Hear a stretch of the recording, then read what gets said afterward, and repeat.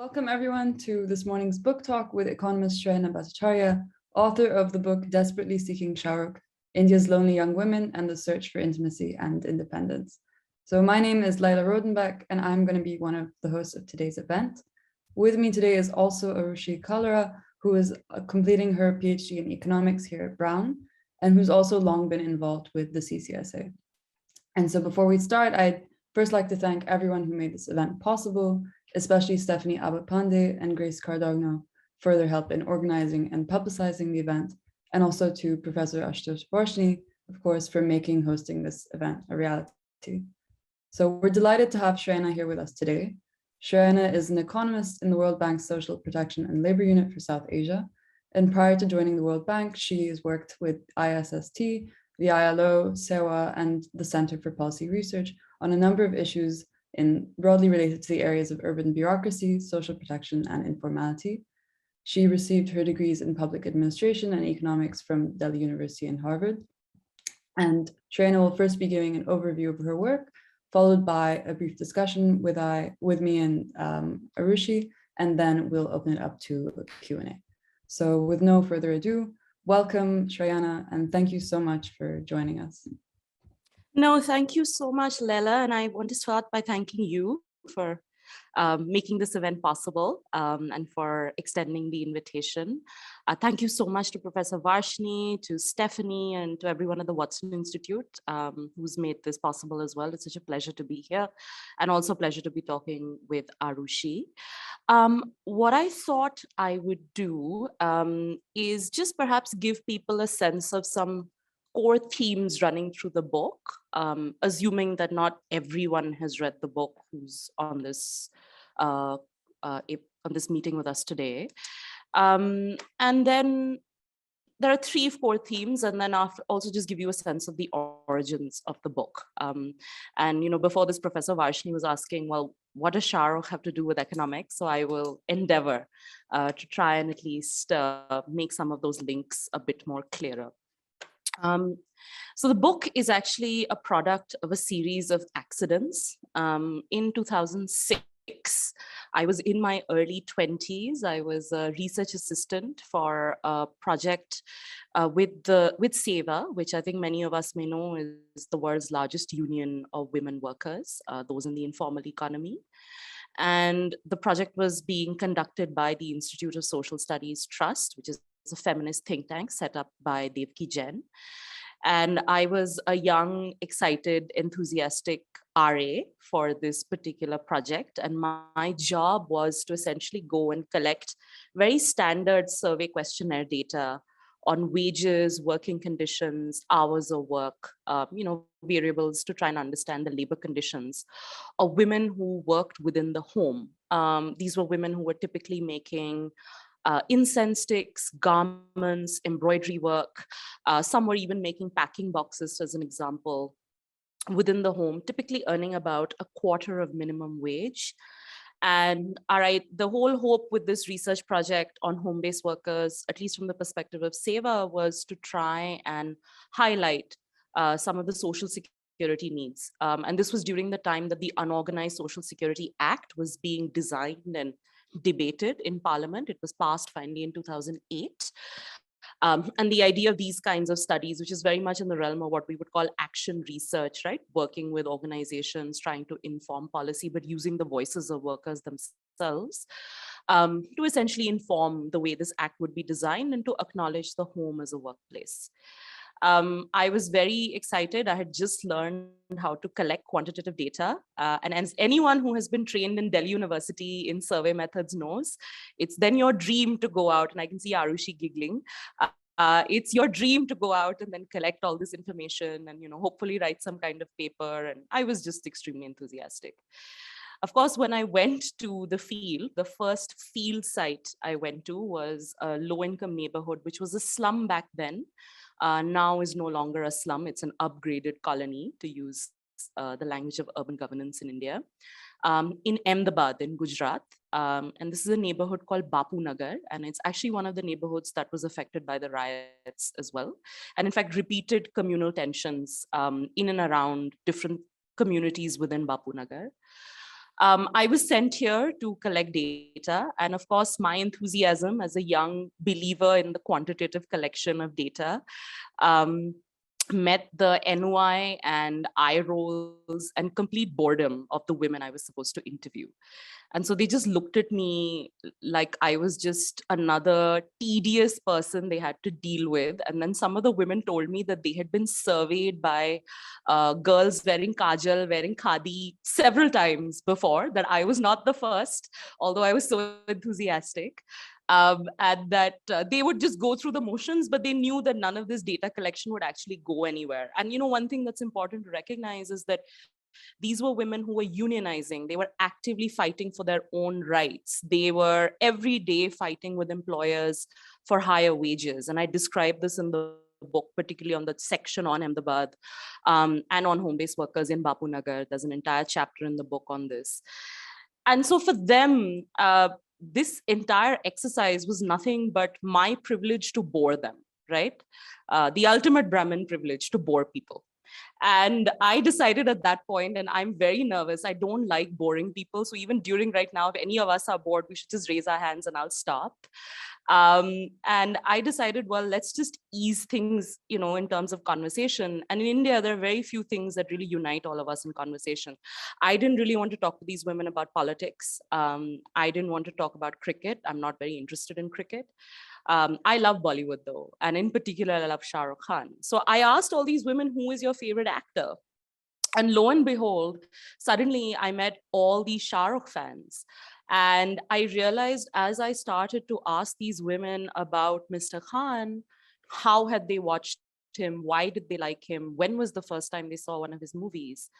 The tone, the tenor, the texture of the conversations just completely opened up. The energy changed. They were suddenly much more enthusiastic.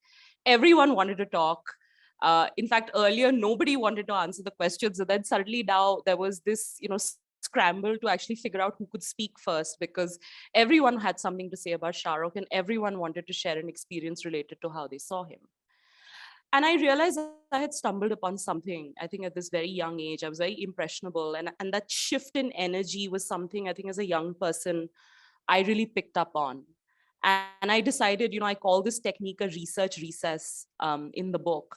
I decided to use this research recess, in fact, everywhere I went for different projects. So from Ahmedabad, I was in rural Jharkhand working for Professor Nitya Rao. I think her work some of you may be aware of. She's a wonderful anthropologist studying Adivasi communities in Jharkhand. And I was working with her as an RA on migrant domestic workers who were moving from Jharkhand to Delhi. Even there, I met a few Shah Rukh fans when I used the same technique. I moved to rural Uttar Pradesh. This is a district of Rampur, which is a minority concentration district, which means it's fairly Muslim in its demographic. And even there, I was doing a survey again with SEWA and the Institute of Social Studies Trust on women who were making embroidery at home, again, earning piece-rated wages. And there again, I met all these women who were Shah Rukh fans. And between 2006 till around 2008, I kept trying to keep in touch with some of the women that I had met in these different sites. And I had one rule that I would only talk to them about Shah Rukh. I was not going to ask them directly questions about their income or their economic possibilities or what was happening in their lives. But when I took a step back with the early set of notes I'd made, I'm a very diligent note taker. These women knew that I was planning to create something with this, although they themselves had no idea what it was, because I didn't know what it was at that time. At that time, I thought maybe it'll just be a paper or something of that form.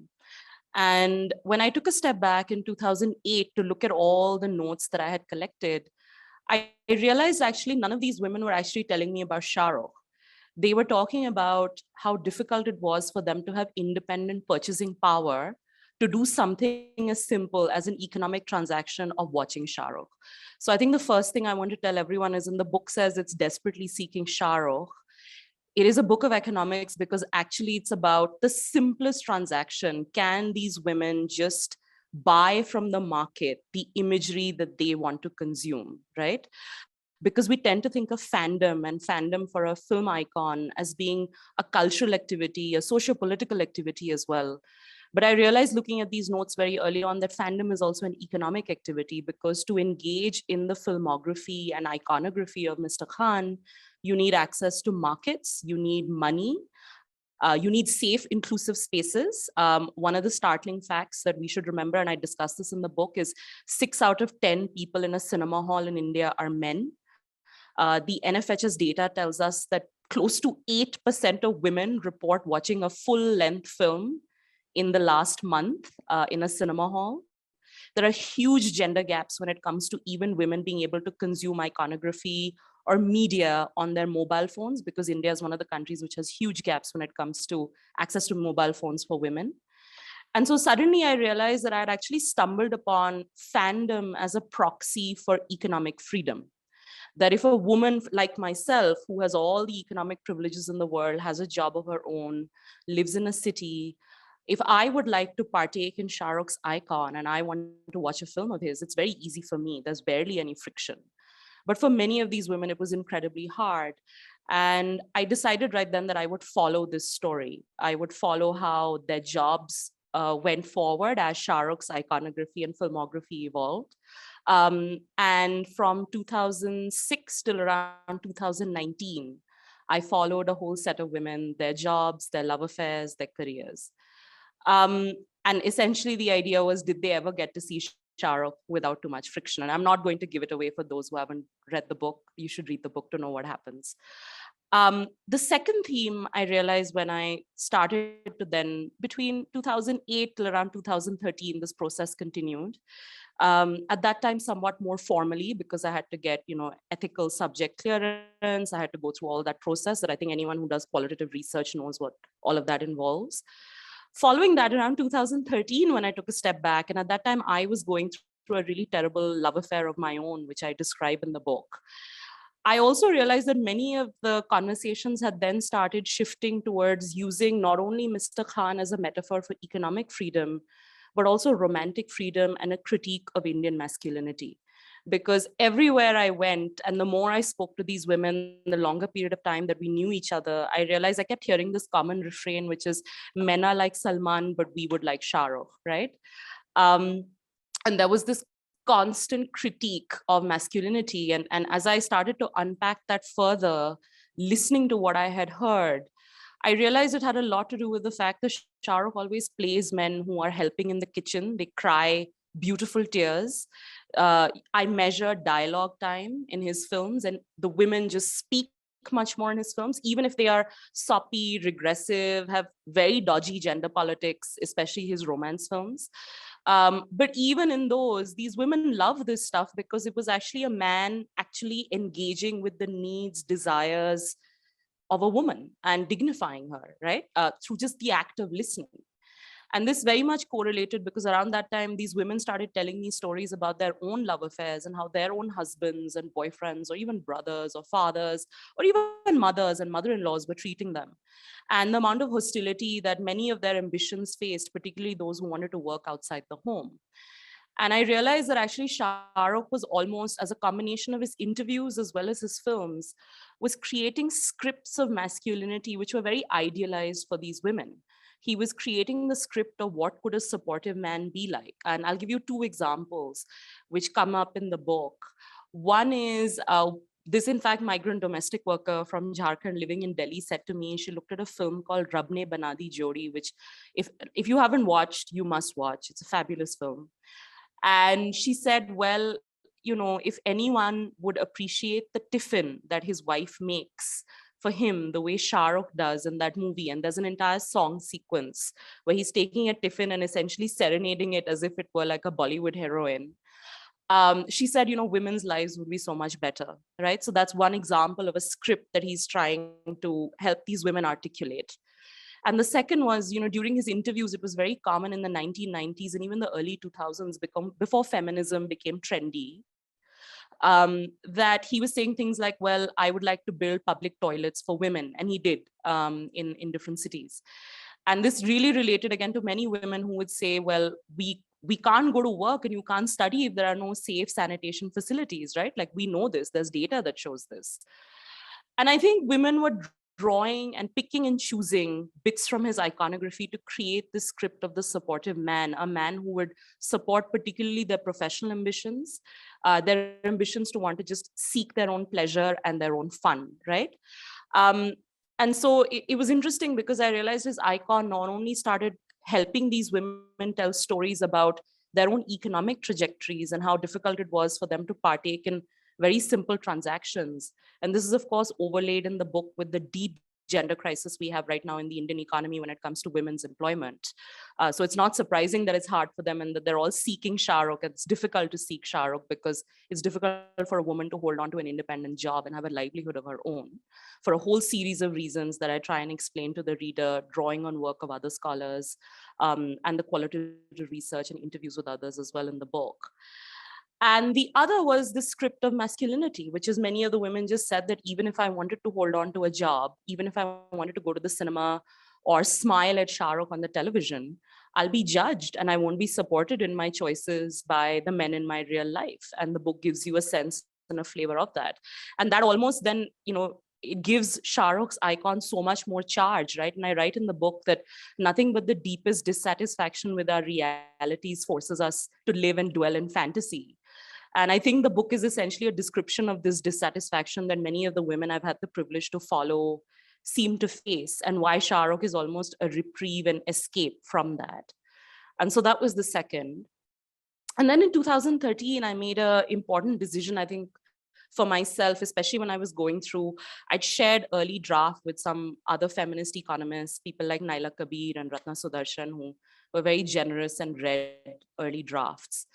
And, as I was discussing it with them, one thing that really struck me, and at that time I was also struggling with my own love life, was that I really realized that, there has to be some reciprocity in this text, that I didn't want it to just be, an elite observer writing about research subjects who were so socially distant from her. These women would always be socially distant from me. That is just the nature of an unequal society that we inherit in India. But I thought, what would be a good way to try and at least redress this a bit in the text and to make it a bit reciprocal? And I had a rule then that I would only write about other women what I would write about myself. And at that time in 2013, I opened up the book to include my own stories, but also to then solicit interviews with other upper caste, fairly elite, educated, urbane women. And they now show up in the first part of the book. And so the project then continued from 2013 till around 2019, and then it was a whole set of women. And in 2018, one mad thing I decided to do, and now when I look back at it, I don't know what possessed me to do this, was that I recognized that I was very biased in two ways. One, I was biased as an angry young woman in India. I was very angry at what was happening to my own sex in my own life, but also to the women around me. And I was very biased when it came to Shah Rukh Khan. And I decided one way to temper that bias would then be to interview other scholars and activists. I mean, I was referencing the book, as you see, has loads of information and data and scholarship, which I try and make more accessible to people who might be typically afraid of data and economics in particular, and the language of economics. It was really a political project for me to make it really accessible to anyone to write it that way. But I also decided then to interview people. So I, solicited interviews from people like Urvashi Botalia. I spoke to Professor Jean Drez. There's so many others who are in the book, and I'm very grateful for, because they sort of reflected on the trajectory of gender in India, overlaid with the stories that I'd captured over 15 years. And the other thing I did to temper my love for Shah Rukh and my bias for Shah Rukh was I interviewed film producers and film critics to better understand and contextualize his icon. Because I realized that when these women were talking about Shah Rukh, I think one thing it's very important for me, for everyone to know, is that the book is not about Shah Rukh Khan. And in fact, on the second page, I'm very transparent about it. It isn't about him. Shah Rukh Khan knows that it's not a book about Shah Rukh Khan. It's a book about contemporary womanhood. But Shah Rukh is my research device, because in a country where none of us really share common metaphors and idioms when it comes to talking about love, romance, sex, support, misogyny, his icon almost started to create language and scripts for us to have a more open and equal and a much more safe conversation. And in fact, to me, what's really powerful about his icon is the stories he allows so many women across our country. And the book is a reflection of this, the stories about ourselves, right? And you see that captured in the book through the history that I've captured through the work. And the last, I think, theme that's very critical, I think, running through the book is economists talk a lot about hidden taxes. So this is work from Sendil Mullainathan, and I find that framework really powerful. The idea is that anytime, and I think he looks at it much more in the context of women who are very successful in the West, and particularly looking at the US. But I use that framework in the context of India as well, at least in the way I try and attack some of the stories. And one of the things that this idea of the hidden tax suggests is as women start to deviate from very patriarchal roles, right, of being a mother, being married, giving primacy to those identities, right, like very dominant scripts of how a woman should be, what a good woman should be. And you'll notice that, in fact, all the women in the book in different circumstances are all deviating from that script. They either derive tremendous joy from being a working woman, or they derive friendships from it, or they talk about an actor and they express their sexuality in a very open way, right? And these are all attributes which are deviant in the setup that they are occupying. And what Sendhil says is that anytime these deviations occur, a woman is very successful, society will tax her, not just in dollars or cents and rupees, but emotionally. There will be loneliness, you will be unsupported, you will feel unloved. What I think we also call the economics of chick chick. There'll be a lot of nuisance in your life. And I think the book actually gives you a flavor of what that entails. And, just as an example, even amongst the most elite women, and we should know there's a statistic in the book as per the CMIE data, in the top 20% of India, this is the richest 20%, only 6.5% of married women have a job. And one of the reasons is, one, of course, that many of these women don't see working outside the home, given that they're working within the home, as really core to their identity. But many women who do want to pursue their career ambitions, and you see this in the book, opt out because they constantly say, I will not be loved or dignified by my family, my husband will judge me, my in-laws will judge me. There's so much nuisance. And what's adding to the nuisance is the time poverty of women. So an urban working woman spends 5 hours on housework. An urban working man spends 29 minutes, right? Like that's the stark difference we're looking at. And given that, the amount of nuisance that a working woman has to deal with, even amongst the elite, with all the privileges of having house help, nannies, cooks and cleaners and all of that, you just see women choosing to not follow their professional ambitions and perhaps opt out. And another way this tends to play out also, and you see this in the book, in a character who calls herself the accountant in the book. She's a first woman in her family to finish college, have a job. She has a very prestigious job as a junior accounts officer in the Delhi government. I met her when I was working at Delhi government. And her family used to constantly, essentially, neglect to ever acknowledge her achievements at the workplace. She would actually say that no one will even talk to me about my job, whereas my male cousins, everybody wants to talk about what they're doing all the time. And there's an example in the book where she offers a gift to a cousin of hers, and she's very happy with this gift. She's given him a bike, a motorbike.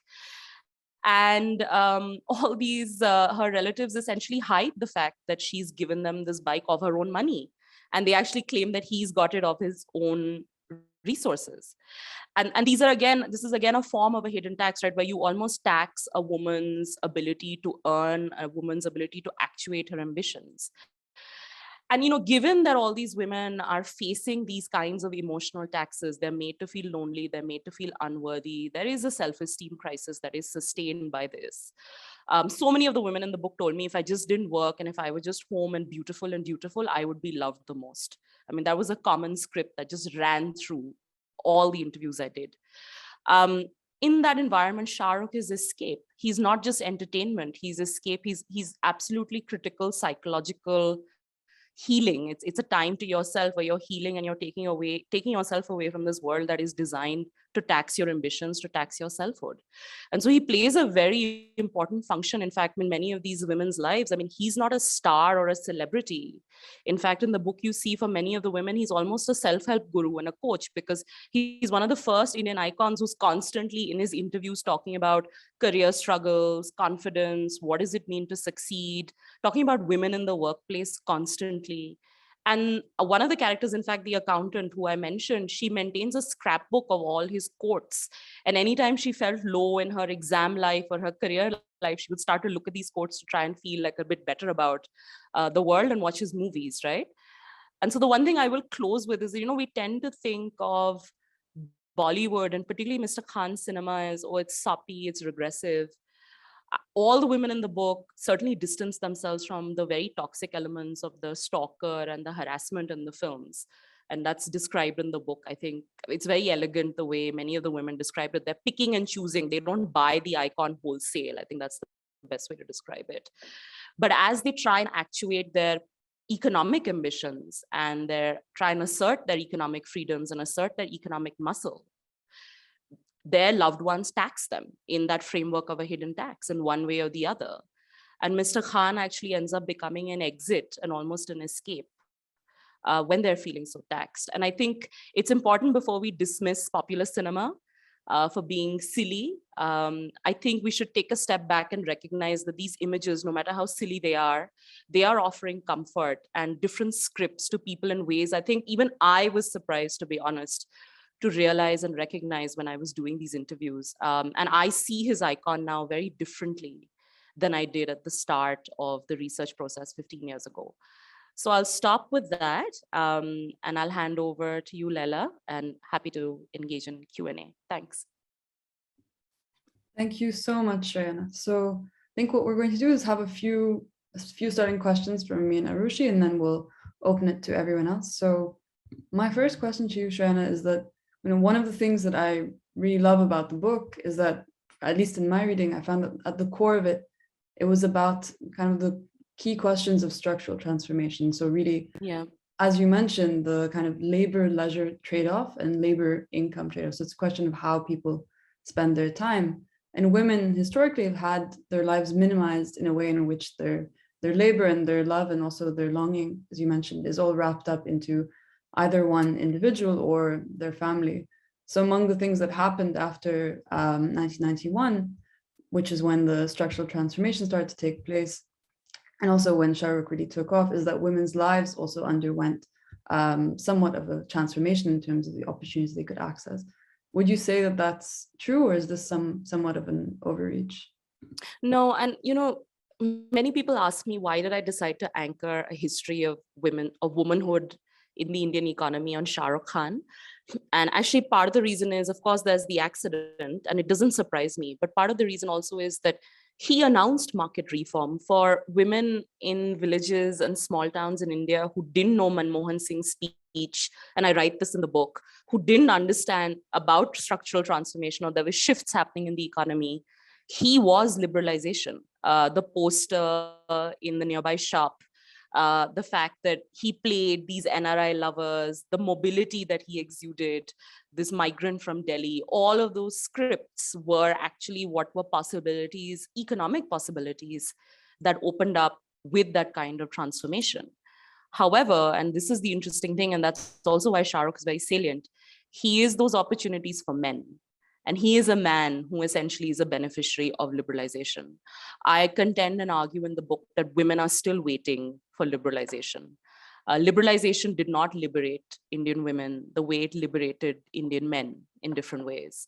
And one example of that, if you just look at the economy, is in the top 10 fastest growing sectors, and I describe this in the book. In the top 10 fastest growing sectors in the economy, less than 19% of jobs are for women. And if you look at the sectors when India boomed, like the shifts and transformations in the economy, the sectors that boom, because the structural transformation story, Leila, is not just labor, leisure, it's also, which sectors grew, agriculture, so on and so forth. If you look at the sectors that grew, it's retail, construction, transport. These are all sectors where you need to be mobile, you need to be interacting with strangers, you need to be able to move from A to B with safety. These are all things that women still cannot do. I mean, the housing market hates women. Be a single woman in Bombay or in Delhi. I mean, I can tell you my own experience, which is I'm extremely living in a very posh area in Delhi, but it's impossible to find a house on your own for yourself as a single woman. It's really, really tough. And if it's so hard for me, imagine what's happening for the rest of the country that's trying to migrate. And the other issue that comes up with structural transformation is that the way jobs grew in India, they were agglomerations, right? So jobs are concentrated in certain areas. And again, that requires migration. And men can migrate to follow opportunities. And there's work by Rohini Pandey and various others that shows that the pipeline for women to actually follow on through on these opportunities is very difficult for all these ancillary markets, right? Credit markets, one supported, transport markets, law and order, public safety, housing. I mean, each one of these institutions and pillars is almost stacked up against women. And so I think, to me, what I'm trying to argue in the book is that liberalization has largely been for men. And there are women who have benefited from liberalization. There are people like me, my family, our household income grew. My father, for example, and I described this, there's the first generation of the salaried classes who moved to Delhi or to urban areas, which were areas of big growth. And their daughters have gone on to study and do well for themselves and access job opportunities that were made available to them, and have climbed the economic wealth ladder. And yet, if you look at most of the country, those benefits are yet to be accrued, despite the fact that household incomes have gone up. And in fact, in India, I mean, we know this, right? India is one of the odd cases. Typically, when household incomes grow up, you would expect women's employment to increase as well.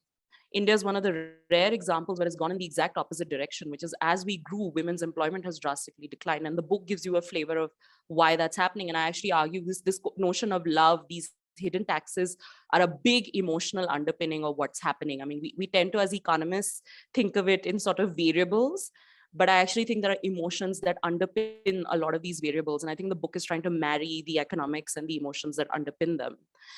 And what's happening essentially is that as families are earning more money, they're saying, well, we don't need a woman to step out of the home and earn additional income. She can stay at home.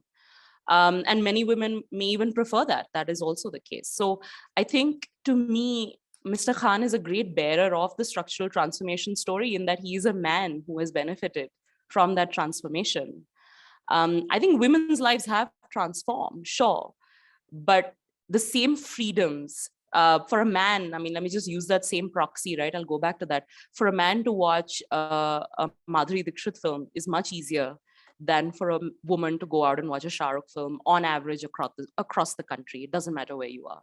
And even amongst the elite, time poverty, having to coordinate with your nanny, with your kids, all of that will make it difficult, actually, even for the most elite woman. And I describe this in the book. I mean, I have no sympathy for those struggles, but it's still difficult. It's not as frictionless as it is for men. I mean, and use that as an example, right, to claim leisure. And the last thing I will say is, with liberalization, there is a set of women who have now been who've unleashed their energies into the labor force. And that's largely in the precariat. So you see in the book, right, many women who are part of the home-based working setup are working because many a times their husbands' incomes have grown more precarious. Things have become more commoditized because of marketization. There are higher prices to pay for different goods. There are prices sometimes to pay for goods which earlier you didn't need to pay a price for, as an example. And so women need to step out and work. And in fact, in those areas, I actually think that's where the real social churn is happening. So if you look at a character like Zahira in the book, or Manju, many of these women are working because they need to help, through their flexible labor, the household income. But then as household incomes go up in their homes as well, what's really interesting is then the expectation is, well, you will come back to work. And what's amazing about the women, at least in the book that I follow, is that they just said, no, we want to continue working. And it was incredibly hard. And again, I won't give it away. You just have to read the book to know what happens to just hold on to a job, right? A job that you enjoy doing. It's not easy, because the expectation, even in the precariat, was that as household incomes have gone up, you don't need to work, you can just come back. So I think there are these layered sets of transactions and interactions happening, and it's very different in different class groups, also based on agroclimatics and what the job market looks like. But on average, what we can say in the country is that liberalization has largely benefited men. And even in fact, the conversation on liberalization has been dominated by men. I mentioned this in the book. I mean, most of the big books, I think other than recently Pooja Mehra had a book on the lost decade, but that doesn't really get into liberalization. It's sort of the period after. But most books on liberalization have also been, I mean, most of that conversation has been by men in technicalese, right? There's a way it's articulated. My hope with this book was to perhaps write a more accessible women's history of what that period has felt like. And I think my ally was Shah Rukh, because it just makes the conversation much more lively and much more accessible, and also elicits a very enthusiastic participation, at least from the women I was following, which would be very different if I asked straightforward questions. Well, I mean, I think also what you were talking about in terms of looking at the precariat versus those who, the small coterie of women who benefited from structural transformation is very interesting, specifically relating to one of the characters in the book who I found very fascinating, which was Gold, who, Yeah. for me, I felt she was kind of the prototype of structural transformation. So in one sense, she's literally flown and she's an air hostess and she has all these skills which she's developed in the service and hospitality industry, but she's also run away from home to be able to do this.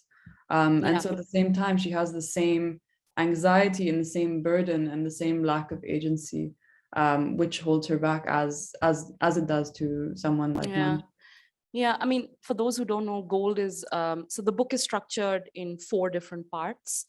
The first part is typically elite, urban, largely upper caste.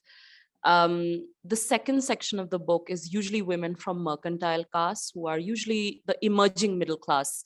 First women in their families to speak English, first women in their families to hold a job, to finish education. So Gold is part of that section.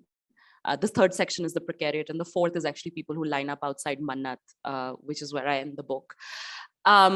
And if I go back to Gold, I mean, to me, what was really incredible about her story is, you're right. I mean, those jobs, if you look at aviation, those jobs boomed because of reform, right? They opened up. There were suddenly all these opportunities available.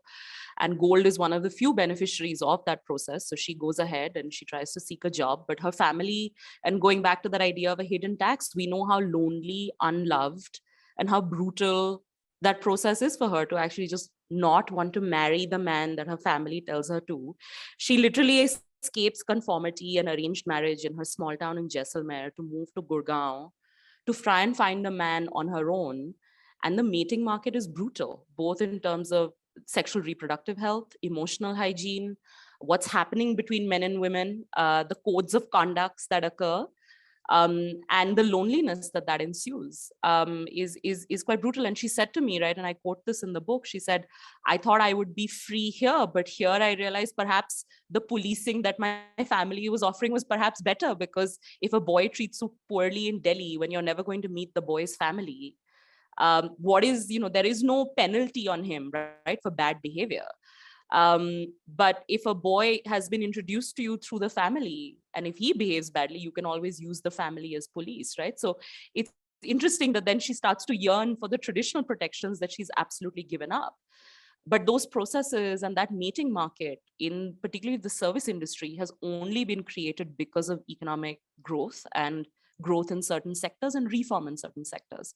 But again, it's an example to show that even when economic opportunities open up, even if you are a beneficiary of them, it's not a straightforward process. For a man who moved to take up a job in aviation, I wonder, I met many of them. I don't think they were facing the hostility that she was.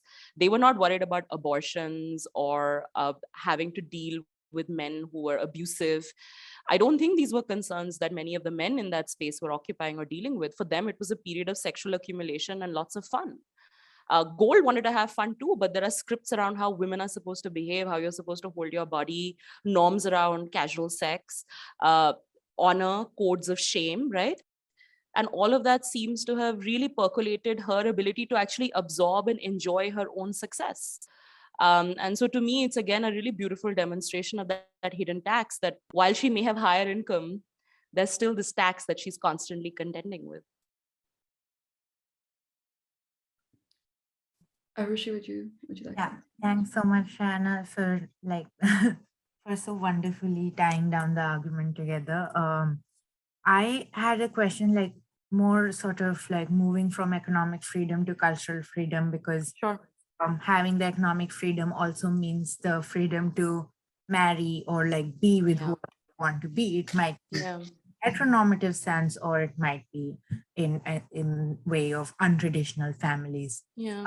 So one thing I would be really curious to know is how does like the changing cultural environment in India, especially with regards to minorities, and the whole narrative on love jihad, particularly, Yeah. how does that sort of feature into the lives of the women that you talk to, Yeah. especially because like Shah Rukh Yeah. is Yeah. of, of Yeah. itself. Arushi, that's a question that might make me cry, because one thing I have to be very honest about is 15 years I followed women, and his religion never came up. You've read the book. It just, women saw him through the prism of sexiness, success, a stalker, even the women who didn't like him, soppy, silly, but no one ever. And I've known some of these women a very long period of time. There are some very casteist things some of the women have said to me, but religiosity in the way they see him just never came up. And I think this is actually true for many of us. If we think about Shah Rukh's icon from the 1990s till essentially, I think, the early 2010s, that is not really, till I think My Name is Khan came out, religiosity was not really something that was seen as being a part and parcel of why we liked him or why we didn't like him, right? Um, but then things started to shift. And you see that in the book, because the only time a Muslim woman, in fact, mentions in the book his religion is Meenal, the daughter of Zahira. She's a young survey investigator working in Bombay. And she's very angry that Shah Rukh has not spoken out during the NRC-CAA protests. And she says, why is he not standing with his community? But it took her 2 minutes then to say something I almost feel was a precursor to what happened next, which is, she said, maybe this is a very difficult time for a Muslim hero to speak. And one thing that makes me very sad, I think the way I see this whole religiosity and just the hate politics in India right now play out in his icon, and the way people think and talk about his icon, is silence. And it's sad to me that one of the most garrulous icons of liberalization, right? If you look back to the 1990s, to the 2000s, he was always doing interviews, he was always talking. But now you don't hear that much, right? I mean, you see ads and you see a very carefully calibrated interaction. And I'm really looking forward to his next sort of big public interview, because I think that's really part of the performance, right? Especially amongst, I think, educated fans, they love the interviews. In fact, more than sometimes they love the movies, especially as they grow older. So I think the one thing I do want to tell you is that when it came to religion, in that realm of identity politics, it didn't come up. And I'll tell you a funny story. The day this whole Lata Mangeshkar, the Dua Gate is what I call it, happened, it was such nonsense, right? Like, I remember I was talking to Meenal actually that day. And I said, oh, did you see what happened? And she said, yeah. And then, we were talking about that image of him and his manager doing the different ways of, the salutations to different gods. And I said, oh, everyone's talking about how he's a symbol of our secularism and people are trying to hold on to that idea. And she said, yeah, he's secular. And I'm going to say this in Hindi because I think it was funnier. She said, no, was secular to hai, but sexy zyada hai. And, I still want to sort of remind all of us that there is a country out there that is not interested in these idioms. And I think we have to recover it, right? And I think we need icons like him to remind us of that, to recover it. So I think that's one. I think where identity really came up in the realm of cultural freedom is caste. It came up constantly. And this should not surprise you, Arushi, of all people. And, what ends up happening, for example, is the accountant says to me, she says, I want to marry someone who will help with housework. And then she says, and I describe this in the book, she says, oh, I think boys in the South help with housework. And then she goes on to say, but who will let a Bania girl marry a guy from the South? Right? And there are and we all saw the Pew survey that came out during the pandemic. Indians still are so obsessed about marriage, the daughter's marriage, which caste will she marry into? And you see this script running throughout the book, and a lot of it then gets internalized by women as well.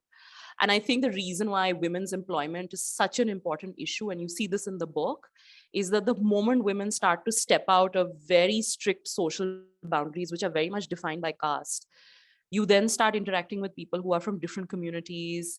And then you marry outside, right? And it starts to dilute that. And families are so scared. So the accountant's father was petrified of the fact that she loved Shah Rukh, not because of his religion. And, we've had lots of conversations about this, and I describe this in the book, but because of what it hinted about her sexuality. And it really frightened him, the way she was so obsessed with her career, because, her obsession with Shah Rukh is a career-related obsession, right? Like if you see the way she talks about him, she's talking about him as like, oh, how well he's done. Look at, the hard work and being strategic and studying and all of that.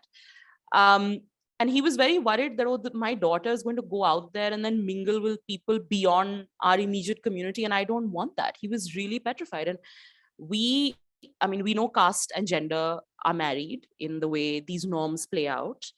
And caste puritanism is running through the book. You see it. I don't want to hit the reader on the head with it, but it's there because each woman ends up invariably always marrying into the same caste, right?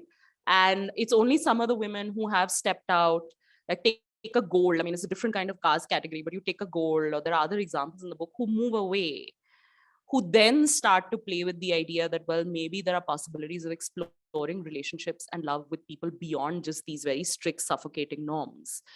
And I think, to me, women's employment is not an issue of instrumental economic growth. In fact, we've grown from the 1990s till 2010s without women's employment growing, right?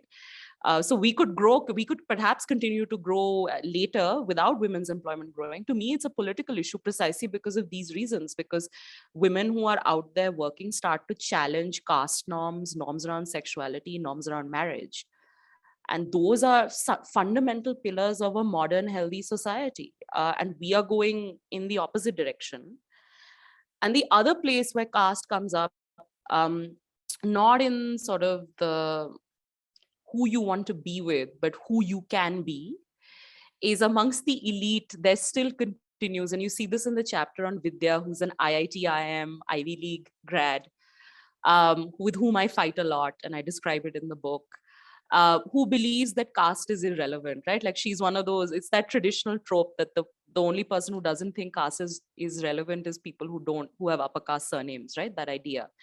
And she thinks that, Shah Rukh has done well just because of his sort of hard work, and not because he comes from a middle class post-partition Delhi family, which also has its own some sets of privileges, right? So to her, the only thing that matters is network wealth and property wealth, which is important. There's no denying that. But she is in complete sort of, she calls me a Bengali lefty when each time I mention to her that achievement is socially manufactured, she doesn't buy it. And I see that resistance, and I wrote it out of that because she ties that very closely to Shah Rukh growing in the economy, which is very interesting because she almost thinks all these people are doing well in some kind of vacuum, right? It's a social vacuum without their, where they come from having any role to play. So yeah, so I think to summarize, religion didn't come up as much till the NRCCA. Now is a very different moment, of course. But even now, I think the fans don't see him. They see him again, secular, yes, but sexy more so, right? Like to use that idiom. And caste keeps coming up as something that really just binds marital decisions about mobility.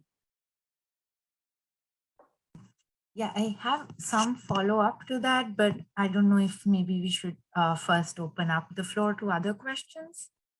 Yeah, I think that would make sense given the time. And then if there's time, I think we can also follow with your question. So I think we're going to ask for, did we want to have people put it in the chat? I see Professor Vashni has a question.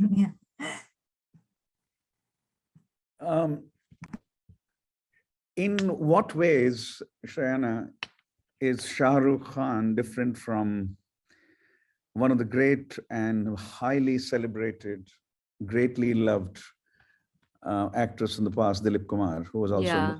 Yeah, that's a great question. And let me just leave it at that. I think I'm just curious Yeah. in what ways. Yeah. In fact, it's Dilip something. Kumar was the Shah Rukh Khan of 1950s, 60s. Yeah. Is there a fair comparison? I mean, when I Yeah. say he was So the Shah Rukh Khan of 1950s and 60s, huh? yeah. So let me say a couple of things. One, what makes Shah Rukh, Professor Vashni, is liberalization. Because there was the economic boom and suddenly there was telecom reform, right? And what did telecom reform mean of the 1990s? Suddenly there was television channels everywhere.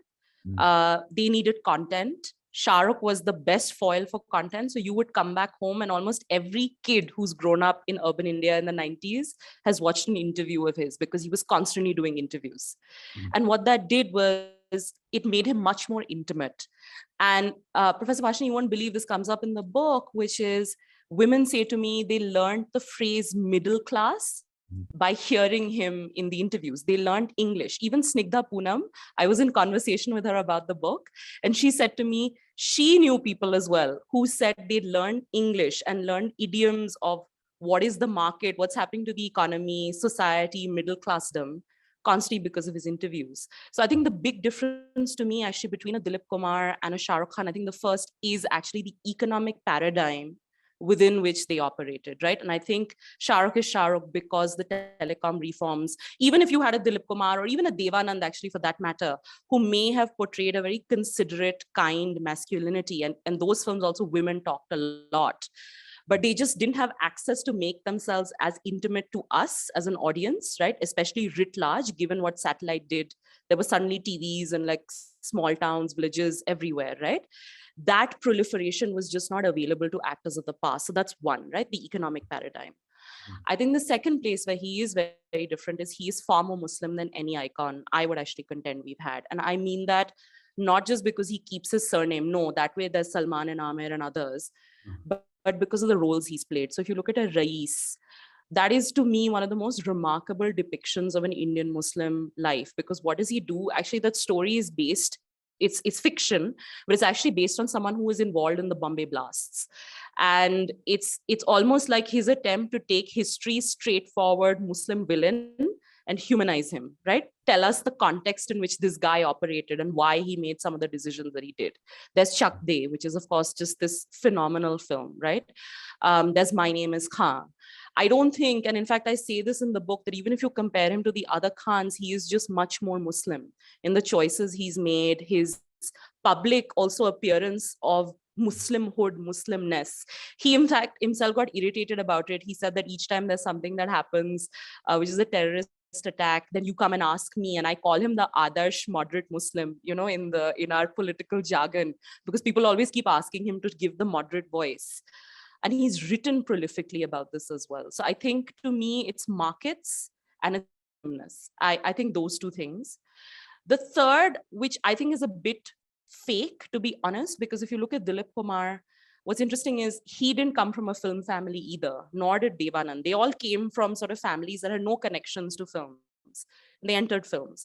But Shah Rukh really, I think because of that economic momentum that India was going through then, he really amplified this idea that I have come from nowhere in a nepotistic industry, because by then, Bollywood had these entrenched families, right? The time that Dilip Kumar and all these other actors were coming in, it wasn't as entrenched because Raj Kapoor probably was the only person then who was sort of part of a big Sion family, if you think about it that way.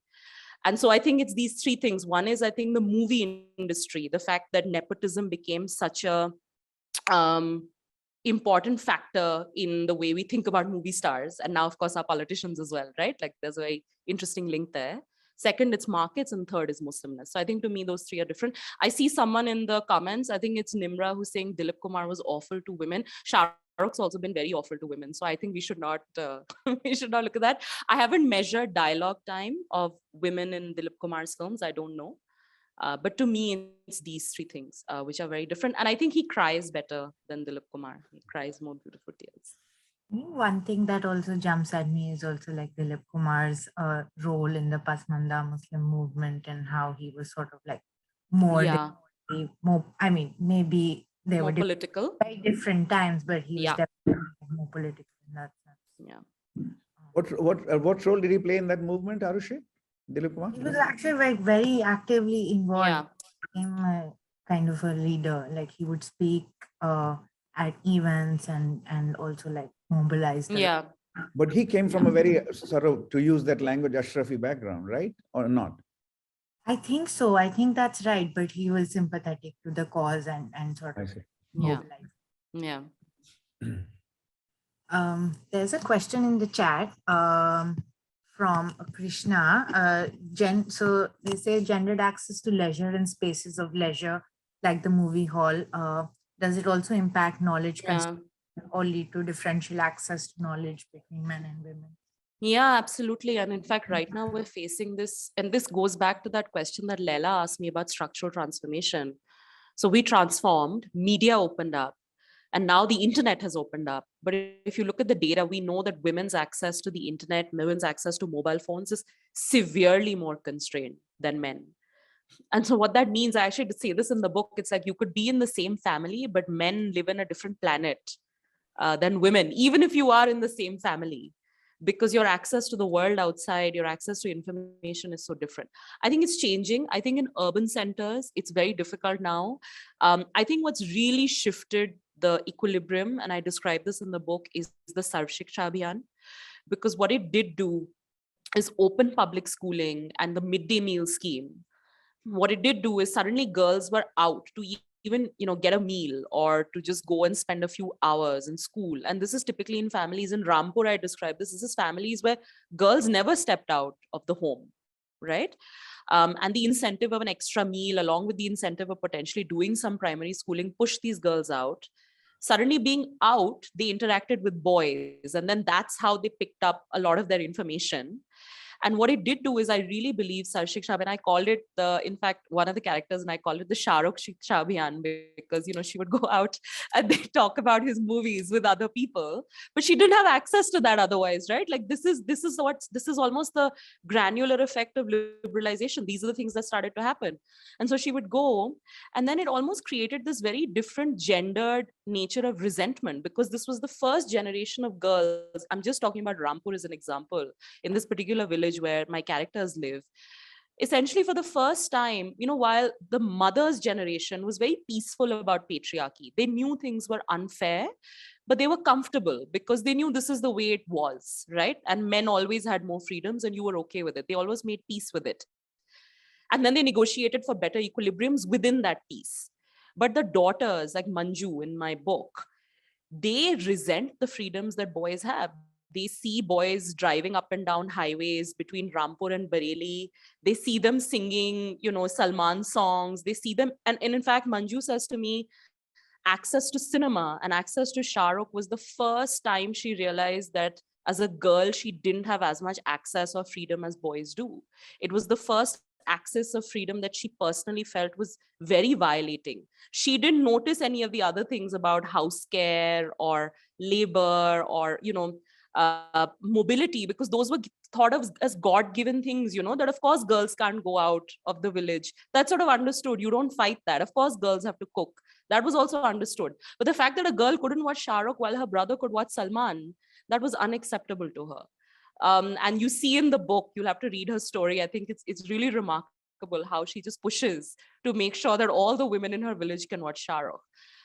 So I think, I think, of course, there's a difference. I don't think it makes as much of a difference in urban areas now, because I think just because of schooling, girls are out and about. So even if they don't have immediate access to media, they learn from their peer groups. And in urban areas, I think things are different. So I do see shifts, but that gendered constraint still exists very strongly. So we have a comment in the chat, which was not a question, but would really appreciate if Shrayana can describe her recent meeting with Shahrukh. Was amazing to see the post. I shared as much as I wanted to on my Instagram. And there are some things that I just want to keep for myself. It was a very important moment in my life, and it was a very important moment in the life of the book. I wrote the book with 3 people in mind. One was my grandmother, who would read these really trashy Bengali novels And she used to always complain about Bengali economists and say that, why do you all write these papers that no one can understand? So I wrote, and she passed away around 2013. And I wrote the book very much thinking that she should be able to understand the economics in the book. The second person I wrote the book for was all the working women who are deviating from patriarchy in India. It's like my love letter to all of them. And the third, it was my love letter to Shah Rukh. So I'm really glad that it reached him. I think that's as much as I will say. And he should be our prime minister. That's what I believe. Lovely. Well, thank you so much, Shrayana, for joining us. This was fantastic. Will you allow me one more? Oh, you would like to ask another question? Yeah, and there's something else which is, yeah. There's one more question. Is there more time? Yeah, go ahead. Yeah, I think we have time for one or two more questions. Yeah, sure, go ahead. So there's another comparison to be made. I thought your comparison of Dilip Kumar and Shah Rukh Khan was exactly right and very, I hadn't thought about it that way. It's very well developed, I think, the 3 points. How about Amir Khan and Shah Rukh? I mean, Amir Khan is also compassionate and he can cry beautifully. No, he can't, not like as nicely. Okay. Anyway, right. go on. Yeah, and I mean, anyone who saw Lagan was a beautiful movie. Absolutely. I developed such a remarkable appreciation of his art and after that. And so he's not, Amir is not a Salman. Salman is super masculine and all that, and wears it on his sleeve. And Amir Khan has a certain elegance, or shall we say compassionate elegance, which maybe perhaps a comment or two from you about that comparison? Yeah, so I get into this in the book, actually. Professor Vashi, you have to read the book. I think that's the first thing I have to say. Now, and you have to read the book. Read the book. Yeah, you must read the book. There's a chapter actually where, because Shah Rukh is my research device, so I have a chapter called Who is Shah Rukh? Because I want to explain all the metaphors that he holds.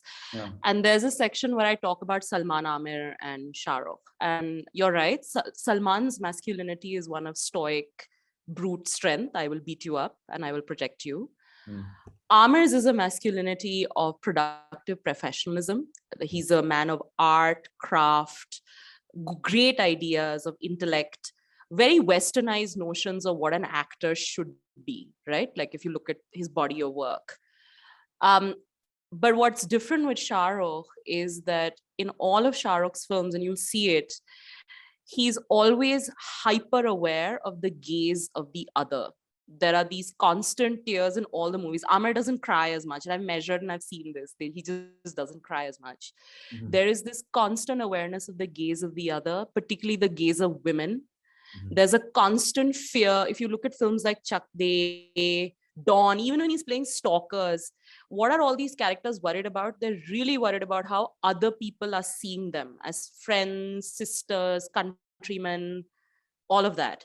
Amir's characters are always relatively self-assured. Even in a Lagan, he's got the courage of his convictions, right? Like the crying happens because the rain is not happening or because the ambition has been stymied, not because you're worried that someone is thinking poorly of you or you're unsure that your country thinks you're a fraud, right? Or the mother or the father of your lover thinks you're a liar, right? These are very interpersonal fears that Shah Rukh's characters are always. So I call it a vulnerable masculinity because it's always very aware of the gaze of the other, which is actually why I think women psychologically it just speaks to women a lot more, because women are trained to always scrutinize themselves and be very wary about the gaze of the others. That's one. Mm-hmm. And I think the other is I measure talk time of women in Amir's films. Mm-hmm. And what's interesting is even in films that are, about women, so you take Dangal, which is a wonderful film about women wrestlers, right? Mm-hmm. Amir just speaks through all of them. These women barely have any dialogue. The narrator is male. He's speaking. He's speaking all these wonderful things for women's issues, but he's speaking on behalf of women.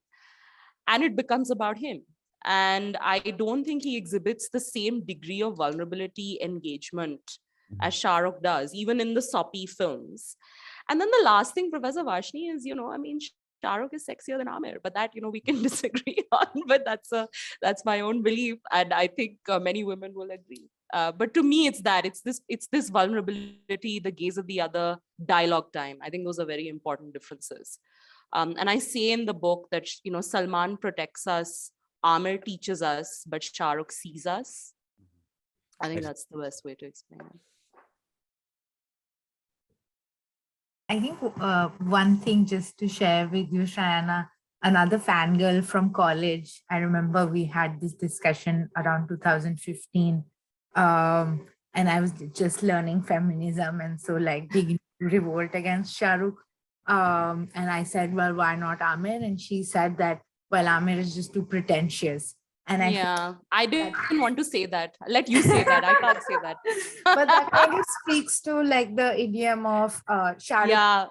Yeah. But let me actually add to that. There's a line actually, Arushi and Professor Vashri, you'll see it. It's actually by someone I interviewed. It's a top quote in one of the chapters. She says, I have a very simple test for misogyny in a South Asian man, particularly if he's from India, Pakistan, or Bangladesh.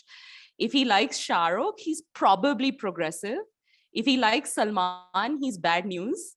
If he likes Amir, he's often a bearded liberal who likes his own voice too much. So I think that speaks to what Arushi was saying as well. I actually sent that test to a friend while I was reading the book. Good test. Okay, so I think we're slightly over time, so I think we might bring this to a close. Thank you so much, Shrayana, again for coming. Really appreciate it. This was really fantastic. And I think everyone's just really grateful for you coming out and giving this talk and this discussion. So thank you.